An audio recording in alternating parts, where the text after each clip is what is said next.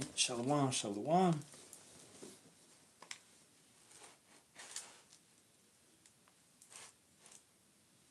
Let's get to it, man. First and foremost, facing the east. Giving all praises, honor, and glory be to the Heavenly Father and the Son.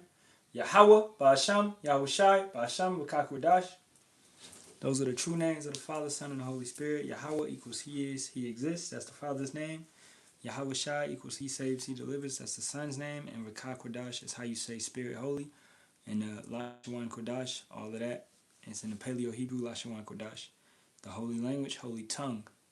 Alright. Second of all, double honors to the apostles, elders, and bishops of the great millstone, and shalom to the Lord's hopeful elect.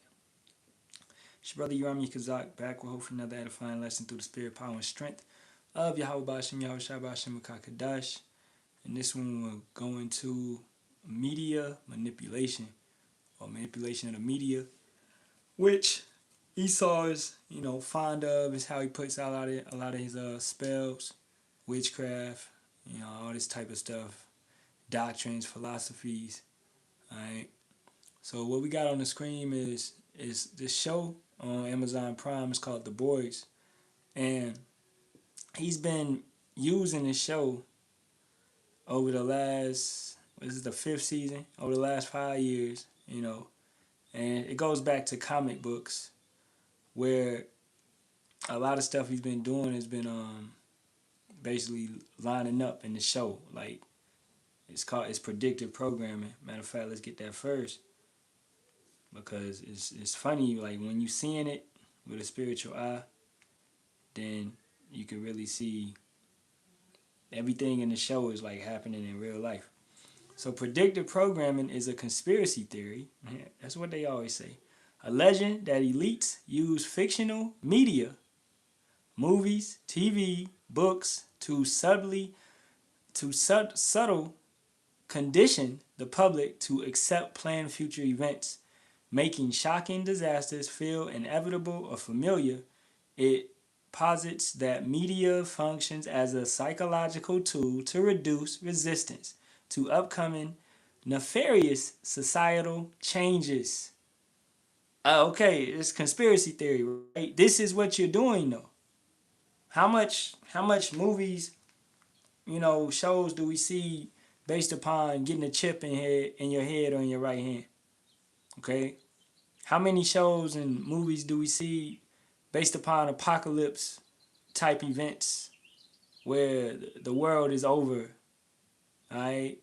And food is scarce, famine, pestilence, sickness. How many shows do we see based upon that? This is a consequence. I mean, it's a coincidence. Can't be, man. Okay? If you watch this stuff and you constantly watch it, then it's going into your psyche. So yes, it is psychological.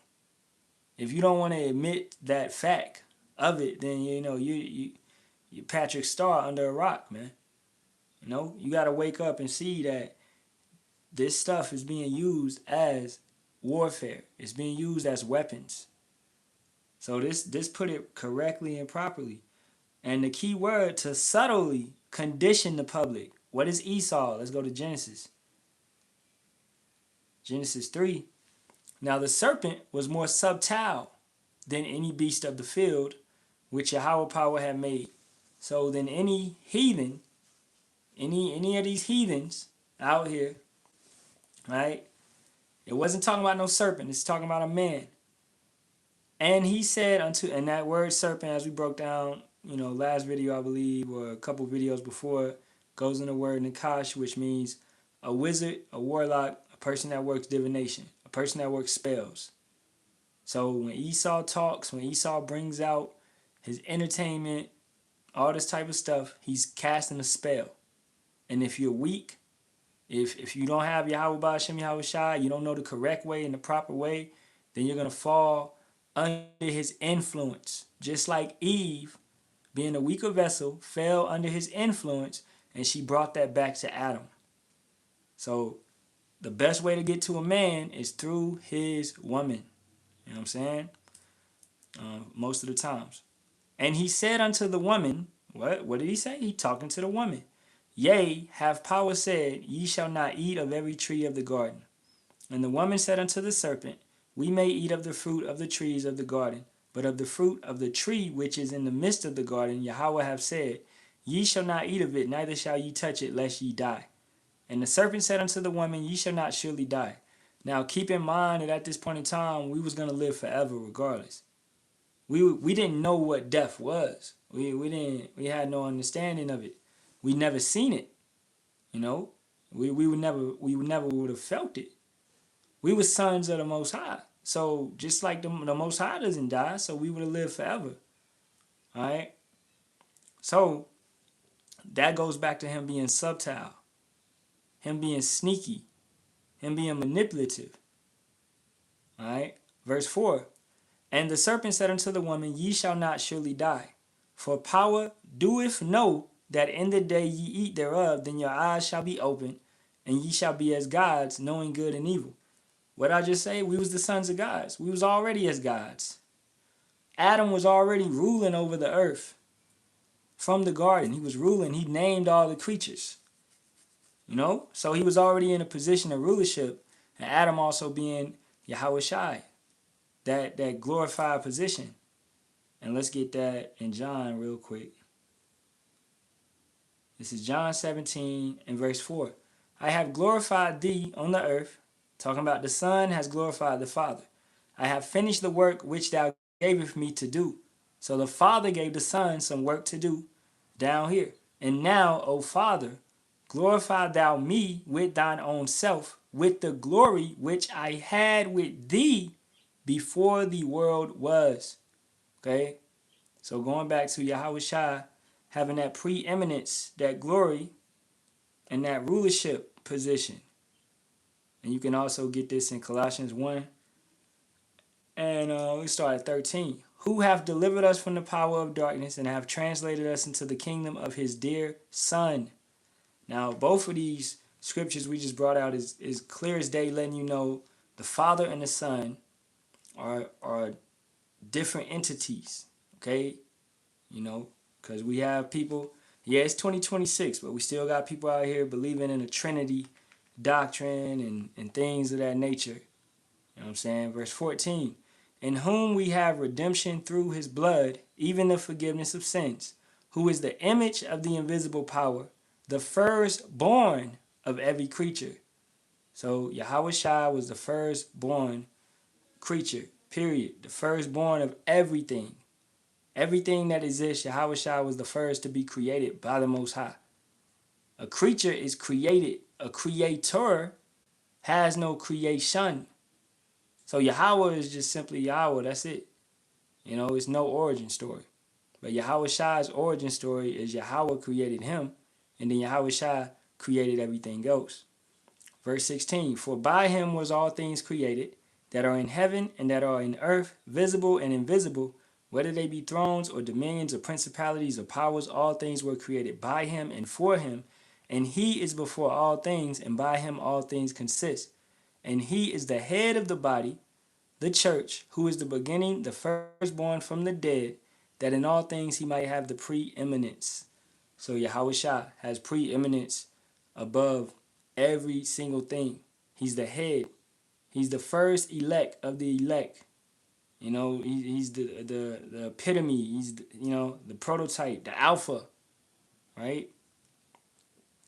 So just bringing all that out, just to put into the fact is that Yahawashi is that beginning. You know what I'm saying? And Yahawah created him. And going back to Yahawashi also being Adam, you know. Now going back to Genesis the 3rd chapter, because the snake being subtle was tricking Eve and deceiving her, telling her this and that, and really lowering. That's what Esau does a lot of the times. Like Jake, you're worth, you're a son of, Yahawah. You're amazing. You know what I'm saying? Your worth is extremely valuable.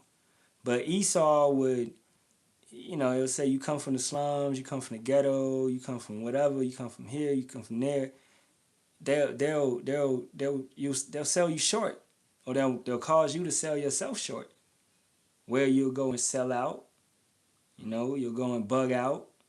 You're going to move this way and move that way and move in the way of the oppressor because you don't see the light at the end of the tunnel, which is Yahawashi, which is you ruling, which is you being in a position of power, a position of understanding. Because that, going back to the title of the lesson, a main part of that is him using media to manipulate your self-esteem, your confidence, your mindset, your perspective. Media is a major part in, changing the narrative of a situation. We see this propaganda going out heavy. And before we play the clip, you know what I'm saying? That's what you see going out everywhere, man. Especially with this war. All right? With every war, you have much propaganda going out. Now, this is the word subtle. I'll just read the definition. Subtle, shrewd, crafty, sly, sensible. All right? Cunning, usually in a bad sense. And in a Strong's definition, that's it. Crafty, prudent, subtle. And prudent meaning he's wise to do evil. So he's extremely deceitful. Because that's what it is. When you're wise to do evil, you're deceitful. You can deceive an individual. You're good at lying. This is what Esau is. He's good at lying. He's good at manipulating a situation. And that also is a form of witchcraft. It's a form of a spell. If you tell somebody this and you got them believing something, then they're under a certain spell, a delusion, right? A confusion, right? And Esau has been given this gift, man. As he, just reading that verse 1 in Genesis 3. Now the serpent was more subtle than any beast of the field. Who made him like that? Yahawah. So Yahawah gave him a gift to be deceitful. He made the wicked in that type of way to be wicked. So from the start of everything to now, that devil has been on his job. You know what I'm saying? Now let's get into this. So going into the show, The Boys, you got this dude, I think his name is like The Father or something like that. And he's a Christian pastor in the show, but he got superpowers in the show. They got superpowers and all of that. And he's manipulating Homelander, which is like the head Edomite dude. He's like the Superman type character in the show. And Homelander is like, he's seeing visions and stuff, which this dude is most likely planting in his head. And it's telling Homelander that he's the Messiah. Now, I just watched a video from the elder Michael Allah out here. He did a great video going into Trump. And these individuals trying to basically thinking that they the people and all of this. And it aligned to how the boys is painting Homelander as the Messiah. That's what Trump thinks he is. He just painted himself as, the false JC, but he put himself up there as that. And, many people around the world, they're going to see that, whatever, take it however they want to, but it's blasphemy. But it's these devils stepping and trying to sit in the seat of the Most High and of the Son. So this blasphemy, this blatant disrespect, it has to come. We expect it. That's what's supposed to happen. They're supposed to blaspheme. They're supposed to mock. They're supposed to scoff. Let's get that real quick. What's that? 1 Peter. Or is it 2 Peter? 2 Peter 3:2. Knowing this first, that there shall come in the last days scoffers walking after their own lust, and saying, where's the promise of his coming? For since the fathers fell asleep, all things continue as they were from the beginning of the creation. If you're sitting back saying that you're the Messiah, you're sitting back mocking and blaspheming, then you obviously don't believe that he's coming back because you're trying to step into that position. This is the same mindset that we had leaving Egypt. When Moses was up in the mountain for 40 days, 40 nights, they was like, yo, he must have got attacked. He must have got killed. Something happened. So they didn't believe that he was coming back. So what did they do? They made themselves a false god. They made a golden calf. They set up idols. They set up things, So this is what these Edomites are known for doing. This is what these heathens do constantly. And this is what these 2/3 Jakes following behind these Edomites and these heathens, they begin to worship these false gods, man. These idols that are set up in these groves, man. We was warned about that. Not to, what's that? Exodus 34. I'll start at 10. And he said, behold, I'll make a covenant before all thy people. I will do marvels, such as have not been done in all the earth, nor in any nation, and all the people among which thou art shall see the work of Yahawah. For it is a terrible thing that I will do with thee. All right? What's that terrible thing? Us going through, conquering, taking out, burning, right? It's indignation, though. It's a terrible thing, but in a righteous sense. Us taking over, what we about to do now is considered a terrible thing, right? When Yahawashi comes back, the rest of the world is not looking for that, because once again, they don't care, all right? But us, we're looking towards that terrible thing to happen. The day of the Lord is a dark day, but we love it. We want it to happen in the right sense. So that terrible thing, he's about to make brothers battle axes, spiritual powers, smashing babies on rocks and stones and all of that, right? That's a terrible thing in the eyes of a non-believer, right? Verse 11, observe thou that which I command thee this day before I will drive out before thee the Amorite and the Canaanite and the Hittite and the Perizzite and the Hivite and the Jebusite. All these Canaanite nations, these Canaanites in general. Take heed to thyself, lest thou make a covenant with the inhabitants of the land, whither thou goest, lest it be for a snare in the midst of thee. You're taking this right now, because the Bible does not need modernization. It doesn't. You don't have to change anything. It hits the same way that it hit back then. If you align with these false gods in these nations which we are in, it will be a snare to you. It will destroy you. It will bring you low. The Most High telling you not to mess with them. All right. Verse 13. But ye shall destroy their altars, break their images, and cut down their groves. For thou shalt worship no other God. For Yahawah, whose name is jealous, is a jealous power. All right. Now, we don't have the ability to destroy their altars, break their images, and cut down their groves. You control what you can control, and we don't got a military, et cetera, et cetera. We in captivity, so we understand that. We move accordingly, right? But you have the ability to not go to church, where these are groves. You have the ability to not to go to these stupid parades. You got the ability to not, dwell in the stuff that they're doing. You know what I'm saying? And we ain't saying no happy holidays and all that, whatever it is. All right? We stand out the way and we move into the best of our ability, man.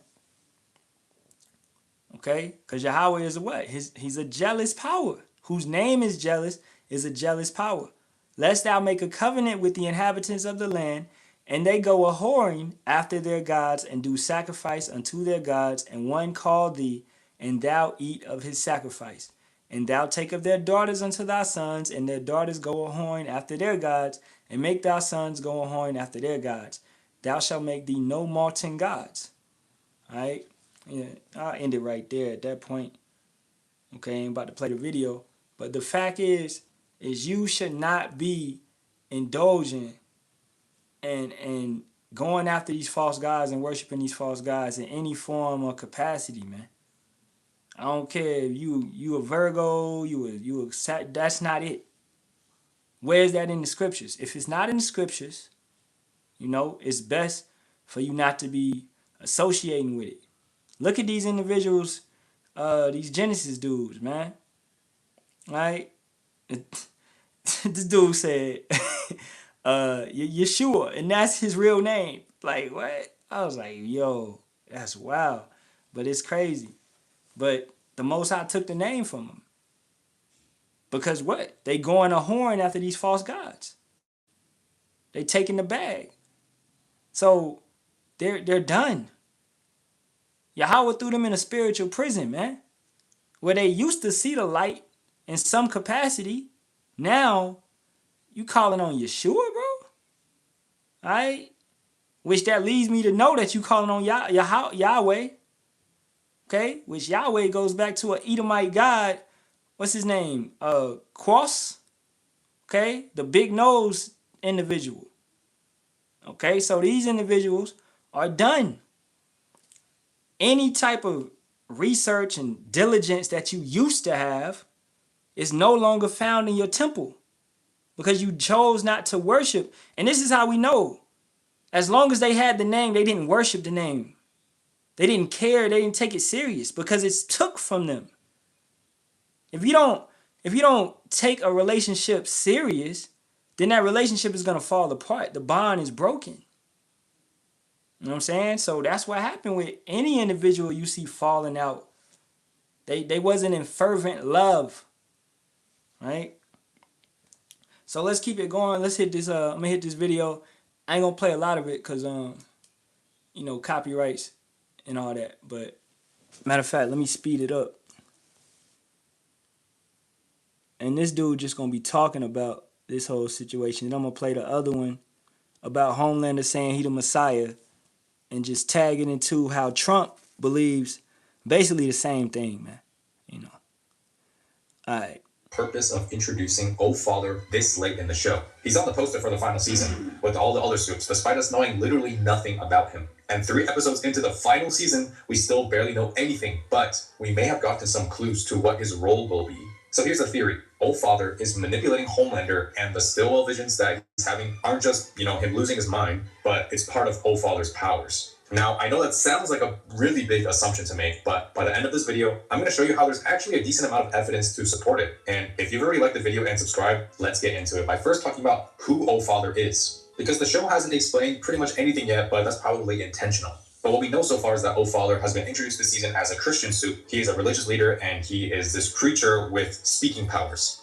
And in this so in the show, you got these Christian soups. Right? They run churches, they pray, and they do all this. But behind the scenes, they moles. They nasty. They doing all these wicked, defiled ass actions. So it's a it's like satire or whatever.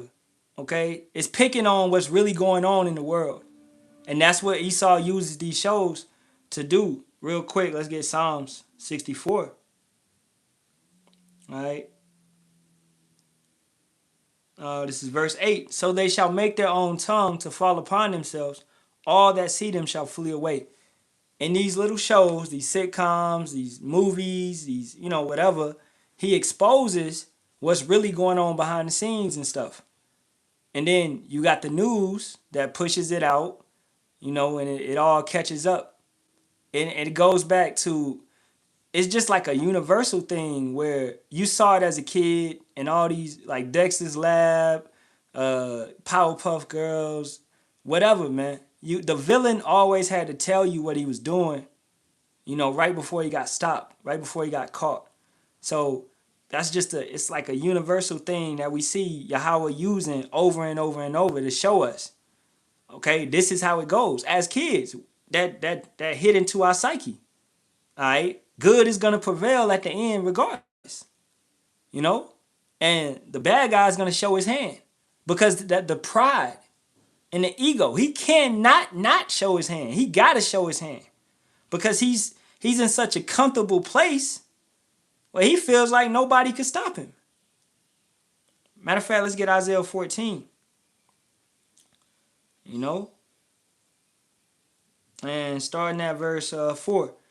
That thou shalt take up this proverb against the king of Babylon, and say, how hath the oppressor ceased, the golden city ceased? Suddenly, America, right, Babylon has been a golden cup in his hands, but now Yahweh is like, it's over. I'm done. I don't need the golden cup no more. It's ceasing. It's over with. You have served your purpose. 250 years of it. You know, that's all he needed for this empire. Now, it's about time for you to fall. And we witnessing the fall, you know, in real time. Verse 5. Yahawah hath broken the staff of the wicked and the scepter of the rulers.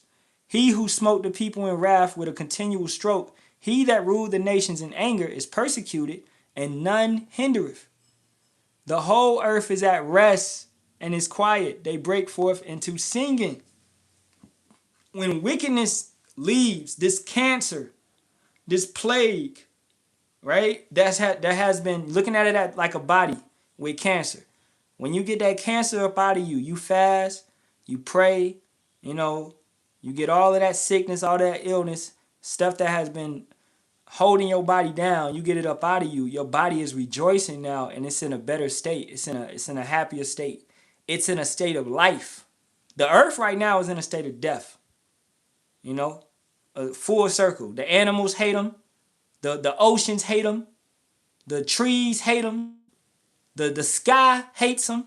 Why he keeps spraying these chemicals in the ozone, man? What's going on with this? Everybody hates this man. You know what I'm saying? So everybody's in a spirit of death because he's going forth and coming down with great wrath. Revelations 12:12. You know? So when he's took out the way, when the wicked rule, the people mourn. When the righteous rule, the people rejoice. When Yahawashi comes forth and sets up the kingdom the proper way, then the earth, the universe in general will be in a state of life. And everybody will be happy. You know, except the ones that that did what they did. Okay? But even afterwards, after that 1,000-year reign, you know, it's going to be a continual reign. The heathens are going to be rejoicing, though, because what? They're going to be set up in understanding the correct way that life is supposed to be. So they're going to be better off. You're better off with this devil being in a pit where he belongs and then ultimately destroyed, man. All right. Verse 8. Yea, the fir trees rejoice at thee, and the cedars of Lebanon, saying, since thou art laid down, no fellow is come up against us. Hell from beneath is moved for thee to meet thee at thy coming. It stirreth up the dead for thee, even all the chief ones of the earth. It have raised up from their thrones all the kings of the nation. All they shall speak and say unto thee, art thou also become weak as we? Art thou become like unto us? And that right there is what Esau is fearing right now. As it says in Ecclesiastes 12 and 3, the keepers of the house, okay, will tremble.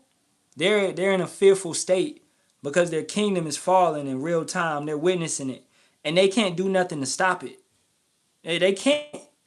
They seeing, man, you brothers standing up over here, over here, over here, over here, over here. How are they doing this? What is it's the spirit. Okay? And they can't understand it, but they know it. They know what's happening, man. Because they know the scriptures.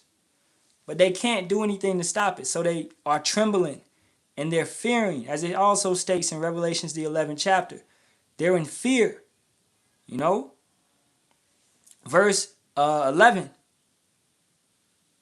Thy pomp is brought down to the grave, and the noise of thy vows, the worm is spread over thee, and the worms cover thee. How art thou fallen from heaven, O Lucifer, son of the morning? How art thou cut down to the ground, which didst weaken the nations? So, once again, these enlightened ones, these elites, these banking families, Rothschilds, Rockefellers, DuPonts, Kissingers, whatever you want to call it, 13 bloodlines, all of them. You know what I'm saying? And then every other single Edomite along with them. All right? So, they're going to what? They're falling from a rulership position, a heaven. All right? That's what's happening to them. This ain't talking about no devil or Satan in the sense of the angelic, sense of Satan. No. This is talking about the YT man falling from his estate, his kingdom. If we be honest, hey, Satan, spiritual demon Satan is he's abiding by what the Most High want him to do. He's doing what he's supposed to do. Okay, he's in righteousness in the sense of he's gonna listen. He's doing what he's supposed. Angels can't rebel, right? The left-handed angels are doing what the Most High wants them to do. The right-handed angels are doing the same exact thing. You know what I'm saying? Keeping it going a little bit more. Verse 13, for thou hast said in thine heart, thy mind, I will ascend into heaven, I will exalt my throne above the stars of power. I will sit also upon the mount of the congregation in the sides of the north. I will ascend above the heights of the clouds. I will be like the Most High. Yet thou shalt be brought down to hell, to the sides of the pit. And that goes back to the villain disclosing his whole plan, saying, this is how I'm going to take you out. This is what I'm about to do. I got my secret weapon. I'm about to boom, boom, boom, blah, blah, blah. But suddenly, he's brought down to the pit, man. You know?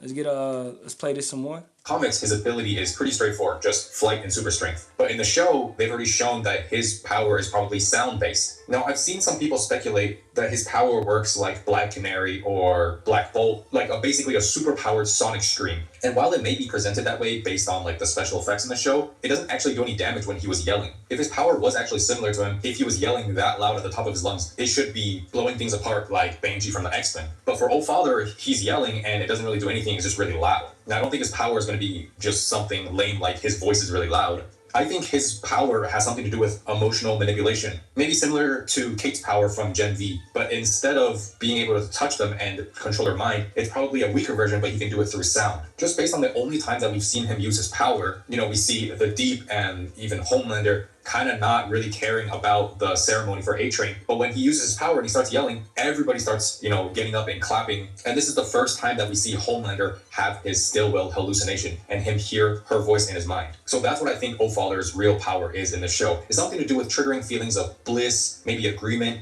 maybe some form of feelings of recognizing divine intervention. And yeah, let's stop it right there. Now, and it's funny, they always go get the token nigga, man. You know, they go get the Baptist. Hey, we need you to play a Baptist pastor. They got a superpower, blah, blah, blah. Because you got to represent that. Because they know they infiltrated us through what? The black church. They used our own people to target us and you know, spread their message. That's what they constantly do. So they get these individuals. Now, another thing is they hitting on is sound. How they're using sound, waves, stuff like that to manipulate and to put it out there. This is another thing our people really don't consider, is that music is extremely important, is extremely powerful. Another channel to push out spells. Another channel to push out vibrations and frequencies to capture you and put you in a trance, man. You go watch a scary movie without the music. Put Jason, put Freddy Krueger, put what's Michael Myers, put these individuals, put them on mute and just watch it. This shit is not scary. You understand? But you turn the music back on, that done, you know, that right there, it's messing with your spirit, messing with your soul. So it's the music, it's the frequency that they're using. So it's the same way with the sirens, the police cars and all of that. You know, you hear some sirens come, you get out the way.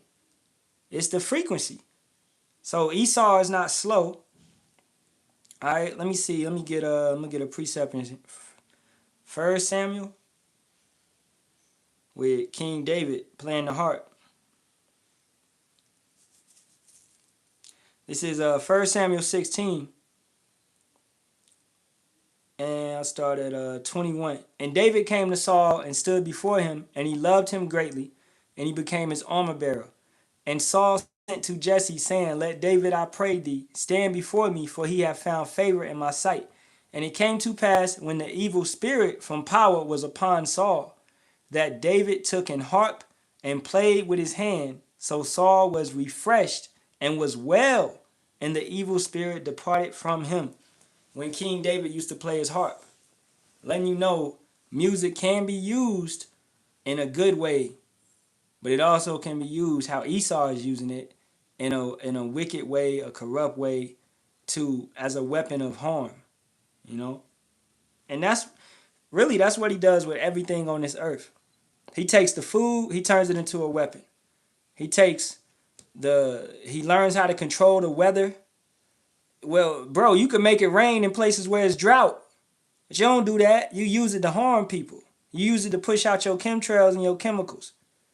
You know, it's crazy. So everything that you could do for good, you don't do it for good. You do it for wickedness. And then you still got people sitting back talking about he could be saved. He's had his chance. He's had his kingdom. What has he done when he had the ball? You know, his boy keep turning over the ball, man. Okay, take the ball from put him on the bench, coach. It ain't working out. I'm gonna get a little bit more of this, then we're gonna hit the other video, then I'm gonna wrap it up. What makes sense for Ofather's character, because of course he is supposed to be kind of like this cult leader suit. They're portraying him as this manipulative religious figure, so giving him this power to make everybody follow his command, follow his words, really makes sense for a suit that's parodying these power-hungry religious figures. So now let's break this down piece by piece of the evidence that we have that Ofather's power. That's pretty much it on that. All right, but it's going back to, hey, they use these leaders, these black church leaders, to manipulate and put in our people's mind what Jesus, Yahweh, Yeshua, Yahusha, all these type of false gods, right? They put all these wicked doctrines out through these individuals with the mega churches, the Hollywood presentation. You know, they can't just hit the button. Nah, they gotta have lights. You gotta have the lights. You gotta have the makeup. You gotta have all this stuff. You can't just hit the button and preach. You know? So, but that's what our people are attracted to. Right? All these guys that they done, you know, they run it. Let's get that. Soothsayers, man.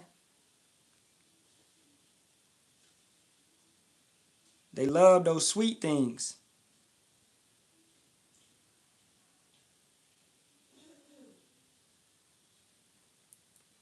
What's that?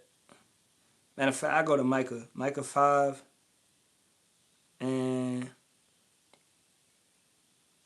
verse 8, going downward. And the remnant of Jacob shall be among the Gentiles in the midst of many people, as a lion among the beasts of the forest, as a young lion among the flocks of sheep, who, if he go through, both treadeth down and teareth in pieces, and none can deliver. Thine hand shall be lifted up upon thine adversaries, and all thine enemies shall be cut off. And it shall come to pass in that day, saith Yahawah, that I will cut off thy horses out of the midst of thee, and I will destroy thy chariots, this power that these nations have. And I will cut off the cities of thy land, and throw down all thy strongholds. And I will cut off all witchcraft out of thine hand, and thou shalt have no more soothsayers. So, hey, if you a Baptist, Protestant, Methodist, you know you teaching the Bible incorrectly and twisting it, okay? That right there categorizes you, okay? You're going to be took out the way, man. It don't matter. I learned it from him. Well, the Baptist college taught me. Well, they in the wrong too. They going to be destroyed as well. It's about you working out your own soul, your own salvation with fear and trembling. It don't matter who taught you incorrectly. You need to make sure that you got it correctly. All right? Do your due diligence. Whoever taught you ain't going to be able to save you. All right? So if it falls on the lines of witchcraft, you know, you teaching incorrectly and properly, you a soothsayer, you speaking, let's get that, smooth things. All you do is speak smooth things to the people, then that ain't it, man. Isaiah 30:10, which say to the seers, see not, and to the prophets, prophesy not unto us right things, speak unto us smooth things, prophesy deceits. Are you trimming your ways, right? To get approval, to get fame, to get popularity? Are you You cutting corners. You're not giving the people the proper truth, man. Because you want a large population. You know? That's what these pastors are doing. That's what these individuals are doing. So going from that dude, oh father, after that scene, I believe it was like the next episode, this episode, well, after that scene, this dude Homelander, who in the show kind of represents Trump, you know, and a whole lot of other figures. He had a vision that basically told him he's the Messiah. Now that goes back to Trump, and Trump is known now as what? America's president. Blah, blah, blah. You know what I'm saying? So I'm going to play this, and I'll hit a couple more on it, and I'll wrap it up. I have received the most wonderful message. I was visited by an angel, and she foretold my destiny. Praise be. And what is it? I am the Messiah. I'm the Savior of the world. The Messiah. Yes. Congrats.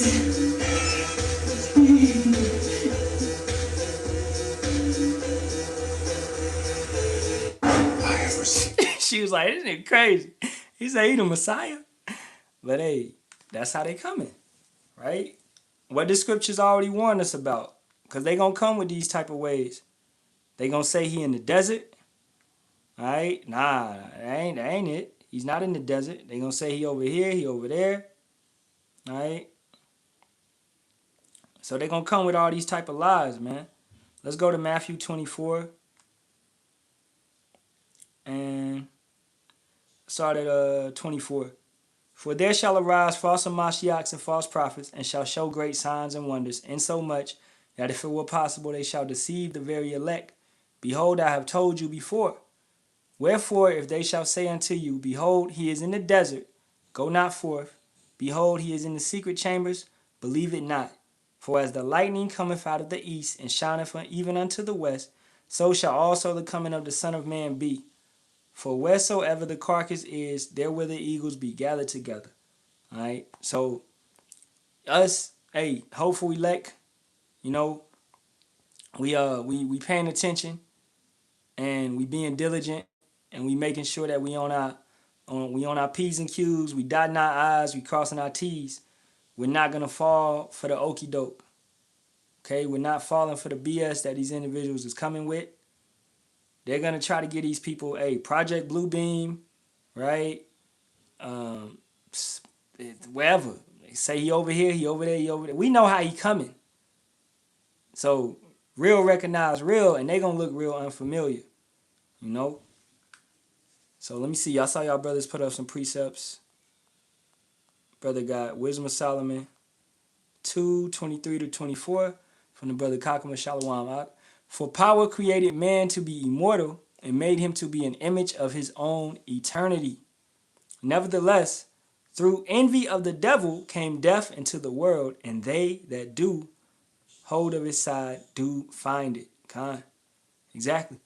So you align with this devil, you know, you align to his image, his ways, his likeness, the things that he wants you to do, then you're going to find that second death. Best believe that. You're not going to be exempt. You're not going to be took up out of here. You're going to find that second death because that's what you held on to. These holidays, these traditions, these precepts of men, all this type of stuff that Esau was pushing to you through your black church, you know, and all these other type of things they was giving you. All these false gods, Buddhism, Hinduism, whatever. Okay? All of that is death for you. The brother said, I heard that cat. Oh man, I don't be on. You know, that's hilarious. I'm gonna leave that alone. The brother said, I heard they say they found Yahawashi remains in Egypt's tomb. Ain't no remains of Yahawashi. Yeah, they bugging. You know, and hey, actually, I'll touch on it. You said you heard that brother Malak Eliezer call on Jesus today. Well, that's it. The name took from him as well. Because who does he follow? He follows Sakari. He follows Genesis. You know? he follows those dudes who taught him. He follows them more than the scriptures. And that right there is a path for destruction, man. So when they call whatever they calling on, now he calling on that. And that shit is sad. But that's his lot. If he don't repent and get right. All right? The scriptures talks about worshiping flesh, man. It's like, like, what Jay-Z say, man? Do y'all listen to the music or y'all just skim through it? Are you really listening to this new song? This song of Moses? The song of the Lamb? Or are you just skimming through it, man? You got to listen to it, man. All right? Or you going to get caught up. Let me get that. Flesh. Is it in Jeremiah?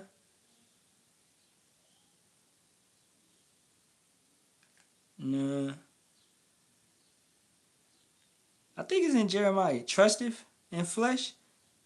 Yeah, Jeremiah 17:5. Thus saith Yahawah, cursed be the man that trusteth in man, and maketh flesh his arm, and whose heart departeth from Yahawah by Hashem Yahawashi.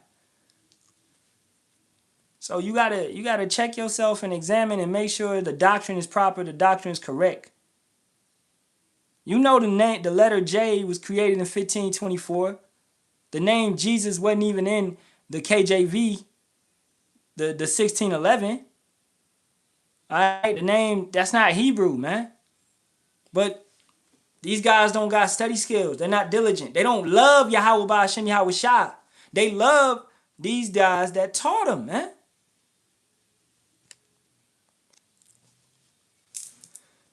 Y'all don't hear me. Y'all just want to dance. God. Hey, shalom to my brother Tasai. Yahawah by Hashem Yahawashi Barak. All right, I'm going to get these. Man. We're going to wrap it up with these. Matthew 24:24. For there, oh yeah, we just got that. Matter of fact, I don't think, yeah, we got that. I get 2 Thessalonians 2:7-8. For the mystery of iniquity doeth already work. Only he who now letteth will let until he be taken out of the way. And that's Yahawah. That's letting. So he sets up kingdoms. He sets up men for an appointed time to rule and to cause havoc, etc., etc. Right?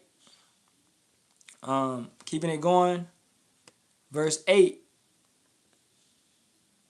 And then shall that wicked be revealed, whom Yahawah shall consume with the spirit of his mouth, and shall destroy with the brightness of his coming. And who is the wicked? Who is the son of perdition? Esau, Edom. Has he been revealed? Yes, indeed. In so many ways, so many fashions, he's been revealed. Okay, if you choose not to believe at this point in time, just by all the deeds that this man has done, then once again, you Patrick Star, bro.